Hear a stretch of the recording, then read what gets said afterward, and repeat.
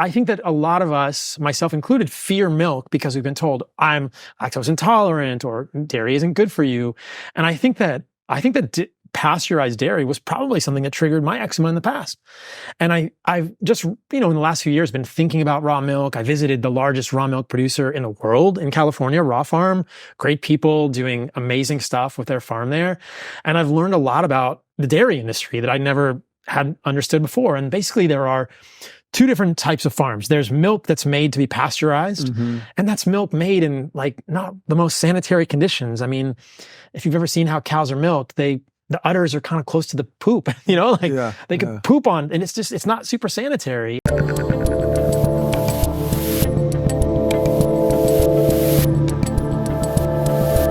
So you'll be very happy to hear that the last, I think, probably really bad thing I was doing was I was still doing almond milk or oat milk in my coffee until about 2 months ago.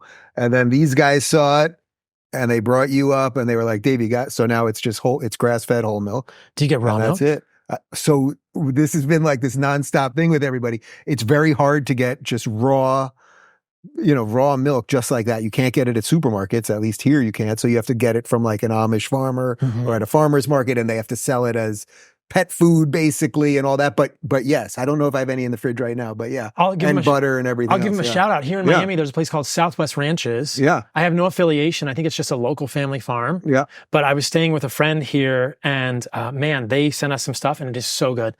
But again, so we can just talk about raw milk for a minute. Yeah. The problem I have with oat milk is a lot of oat milk has seed oils. Yep. So Oatly got into a lot of heat. I called them out on this, other people. If you look on the package of Oatly, it says low erucic acid rapeseed oil. We talked about it. It's canola oil. There's canola oil in Oatly. Crazy, They're putting seed oils in Oatly for mouthfeel because whole milk tastes good. It has normal, healthy fats. Almond milk. I mean, look, if you just make almonds and water, it's better than Oatly, or if you just made oats and water. But again, you're eating oats and you're eating almonds. And why would you do that? If you could there's more nutrition in an animal food. Right. So some of them, when they say, okay, 4 ingredients, and it's usually not like as bad. Almonds, water, salt, and maybe something. I was like, okay, that's kind of okay. But again, yeah, the problem is if the 4th ingredient is not carrageenan, right, which is, problematic for human guts, likely. But yeah, it's like, I think that a lot of us, myself included, fear milk because we've been told I'm lactose intolerant or dairy isn't good for you. And I think that pasteurized dairy was probably something that triggered my eczema in the past. And I've just, in the last few years been thinking about raw milk. I visited the largest raw milk producer in the world in California, Raw Farm. Great people doing amazing stuff with their farm there.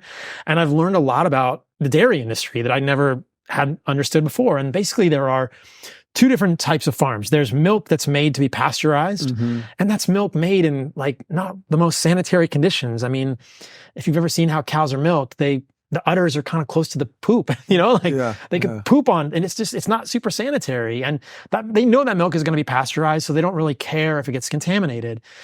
But the raw milk at Raw Farm or at other farms where they do it right, the udders are clean. The folks at Raw Farm built a special barn, so the cows have like multiple showers.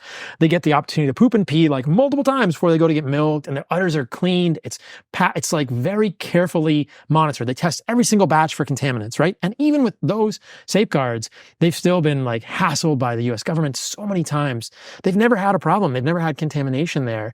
So the quality, that the way the milk is produced is important because any raw food has the potential to be contaminated. Sushi, I mean, if you look at the statistics, far more people get sick every year from eating raw plants than raw milk. Now, many more people eat vegetables than raw milk, but raw milk people get sick from drinking raw milk when it's not from the right farm. And I don't think many people understand the history. I think it was 1986. There was a huge outbreak of salmonella in pasteurized milk.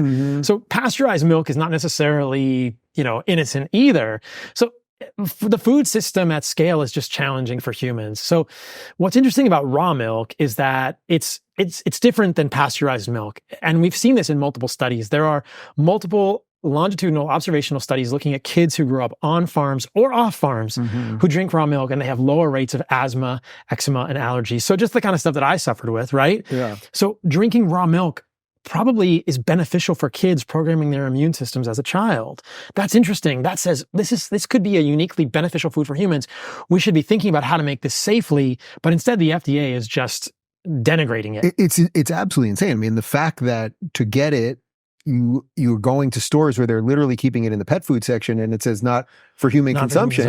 And that's what we're now putting in our coffee over here. Yes. And I mean, the folks at Raw Farm, they've literally had DEA agents, I think is I don't know which branch, show up with like long barrel submachine guns to their farm.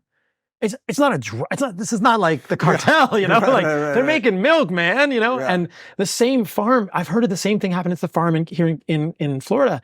They literally, there's a guy on a cart behind an oxen and guys go up to him with submachine guns, dump all of your milk out. And look, okay, like you're worried about contamination. Let's talk about it. But I don't understand what's going on now. There's a real war on raw milk and the media is like really roasting me about this. Yeah. And I'll just mention this because there's a big thing about bird flu right now on raw milk.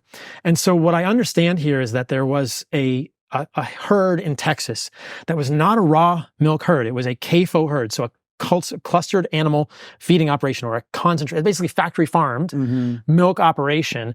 And the way they get grains to feed these cows is they have a big combine and they just roll through the field. Well, there were some ducks and they pulled the ducks into the feed.